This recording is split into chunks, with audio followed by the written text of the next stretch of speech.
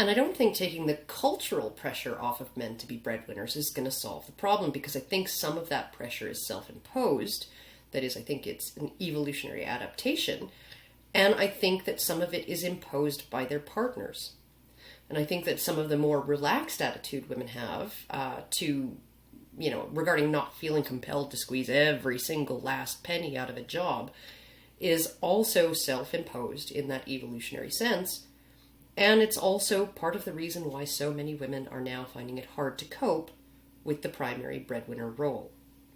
So we're left with a set of very sticky questions as to what's to be done about all this, and whether it's reasonable or just to do anything at all. If part of the reason women earn less and female-dominated fields are lower paying is because women don't prioritize earnings to the degree men do, in aggregate at least, should we be applying external pressure on women to change their priorities? Would this serve a greater good? Would it make women happier, given their complaints about how they feel, how stressed out and strained and worried they feel when they find themselves in the primary breadwinner role? Or would it just make more women miserable? If we completely removed the external cultural pressures on men to be breadwinners, would they all just suddenly want to work part-time? Or are there internal impulses toward prioritizing productivity too pervasive for that to happen en masse?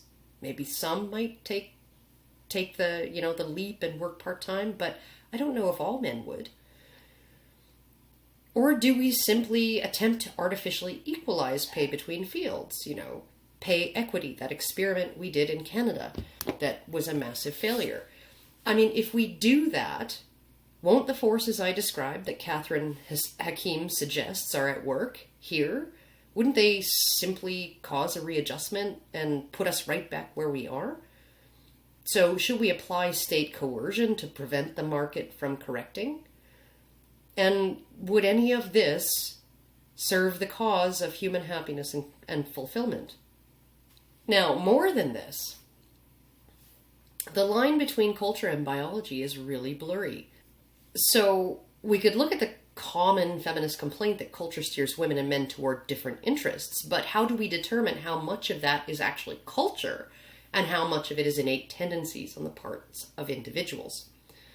Jim said that the fire services where he is, and he's a firefighter, they've done a lot of outreach to women and really haven't been that successful. And in Norway, they had massive government programs to do the same for women in engineering with abysmal success. And finally, they just mostly gave up and stopped throwing money at the problem. And this is in one of the most egalitarian countries in the world. Gender segregation in field of choice in countries like Sweden is actually much more extreme than in places like India or even Iran. So it would kind of appear that the more relaxed the cultural expectations are and the less economic pressure there is pushing everyone to maximize earnings, the more that traditionally gendered things tend to play out in terms of what fields men and women tend to choose. So is this a matter of people having greater freedom to express their innate predispositions once external pressures have been lifted? Or is there some different hypothesis that could explain this phenomenon that's been repeated in studies of 53 different countries worldwide? And even more than this, to what extent are the cultural forces we believe are at play here? To what extent are they actually men and women seeing what they want to see? I mean, what if we have a predisposition towards noticing and internalizing certain cultural messages more than others? So when this little girl looked at the toy cars her mother bought her to avoid perpetuating gender stereotypes, was the little girl seeing, toy cars that she could drive off the edge of the coffee table into imagined fiery crashes, the way my boys played with cars? No. She was seeing weird-looking dolls. So if you completely neutralize the pressure on men to be breadwinners, If all the messages in the culture were gender neutral regarding breadwinning and homemaking, would men be predisposed to see the messages about breadwinning and not see the ones regarding homemaking, the way that little girl saw dolls rather than cars? Would women be predisposed in the other direction?